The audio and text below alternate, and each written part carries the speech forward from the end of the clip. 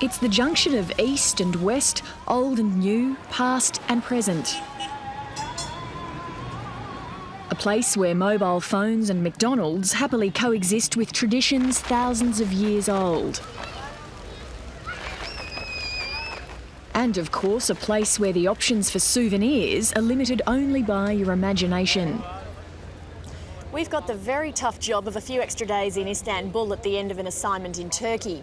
When I asked my husband what he'd like me to bring him back as a present, he said a hookah, which is a type of ancient smoking pipe.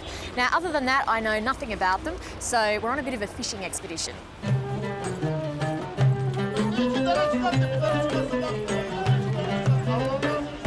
In Istanbul, there's only one place to start any sort of quest, the markets. Gece yakalarım, sabah satarım diyor usta. Kebap. My hubbly bubbly is the best, forget the rest.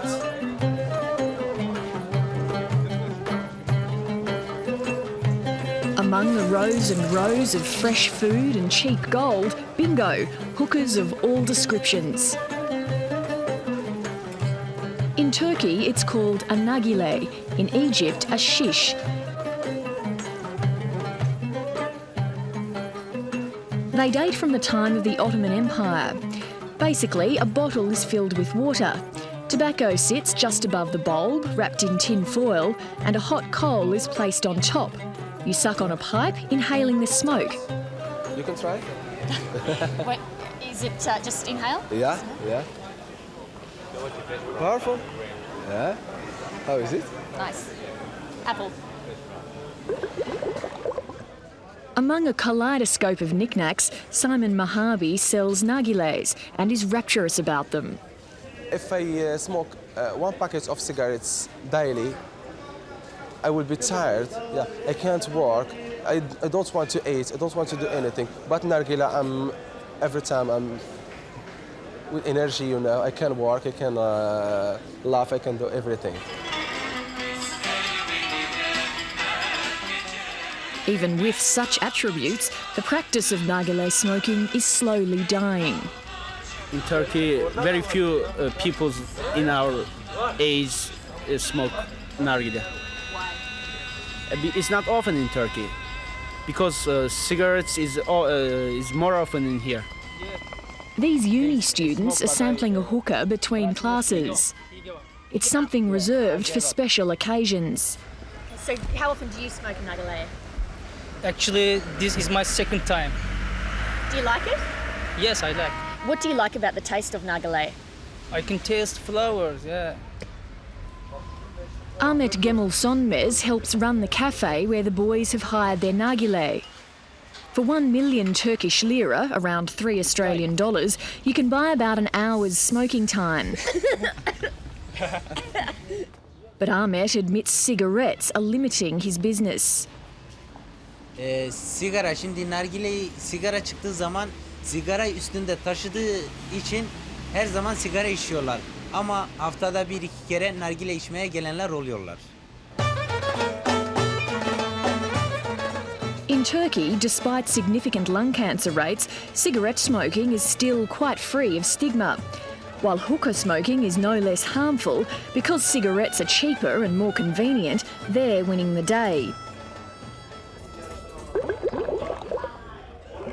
There are still some places, though, where nargiles are central to life. This is one of the few hardcore nargile salons left in Istanbul. There are no women, and most of the clients are retirees. The days are past playing games, reading the paper, or simply thinking. Burası daha güzel nargile yaptığı için bir de tarihi özelliği var. Daha güzel dinlenmek için olduğu için geliyoruz. These cousins travel 2 hours each way to visit the nargile salon 2 or 3 times a week. Buranınki daha çok güzel, daha iyi. Buranın nargilesi çok iyi. Onun için geliyoruz. But the demise of the tradition is illustrated by the salon's ageing clientele. Only one customer is under 40. Güzel, eski zamanlardan kalma güzel, hoş bir adet, gelenek.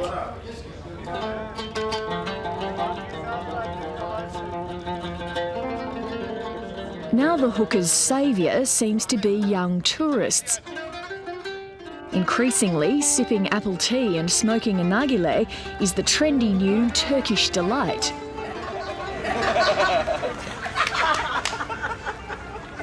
These backpackers are from Australia and New Zealand.